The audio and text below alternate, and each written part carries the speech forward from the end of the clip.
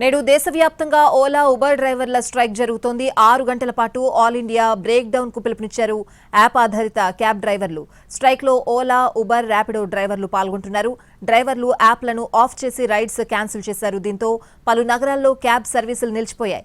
మరింత సమాచారం మా ప్రతినిధి ప్రేమ్ అందిస్తారు.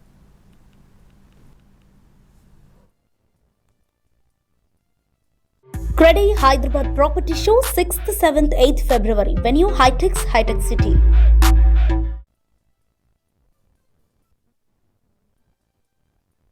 ఈరోజు దేశవ్యాప్తంగా ఓలా, ఊబర్, ర్యాపిడో సర్వీసులకు సంబంధించి బ్రేక్ డౌన్ కూడా నిర్వహిస్తున్నారు. అటు డ్రైవర్స్ అంతా కూడా, అటు క్యాబ్ డ్రైవర్స్ కావచ్చు, ఆటో డ్రైవర్స్ అంతా కూడా ఆన్లైన్లో ఉన్నటువంటి యొక్క ఆన్లైన్ బుకింగ్ సేవలను కూడా పూర్తిగా నిలిపివేస్తూ ఈరోజు సుమారుగా 6 గంటల పాటు ఈ యొక్క ఓలా, ఊబర్, ర్యాపిడో సర్వీస్ను కూడా పూర్తిగా వాటికి వ్యతిరేకంగా కూడా వాటి ఎలాంటి బుకింగ్స్ కూడా తీసుకోకుండా రోడ్లపైనే ఆటోలను అలాగే క్యాబ్స్ కూడా ఎక్కడికప్పుడు అక్కడే నిలిపివేసేటువంటి పరిస్థితులు కనిపిస్తుంది. ప్రస్తుతం ఇక్కడ ఉన్నటువంటి ఆటో డ్రైవర్లతో కూడా మాట్లాడే ప్రయత్నం చేద్దాం. చెప్పండి, ఈ రోజు ఈ యొక్క బ్రేక్ డౌన్ కార్యక్రమంలో మీరు పాల్గొన్నారా? ఎందుకు ఈ యొక్క బ్రేక్ డౌన్ కార్యక్రమంలో పాల్గొన్నారు? ఎందుకంటే అన్న ఇప్పుడు అందరికీ లాస్ట్ లో ఉన్నాం, ప్రతి ఒక్క ఆటో వాళ్ళు లాస్ట్ లో ఉన్నాము.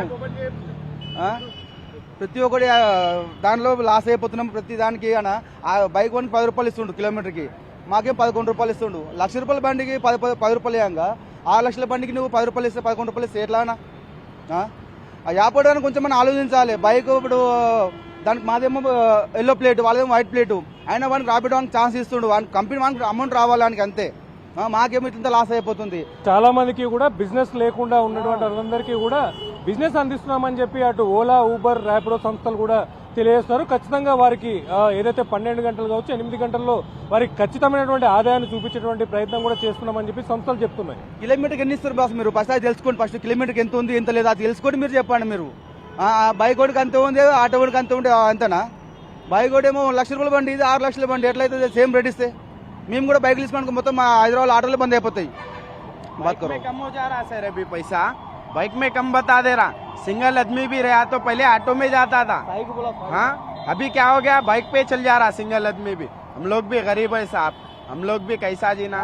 हाँ, रात में आते, रात में 20 रुपए बस से बोल के आते. उन लोग क्या करे, रैपिडो बुक कर ले रहे. सिंगल आदमी भी रहा तो रैपिडो पे चल जा रहा.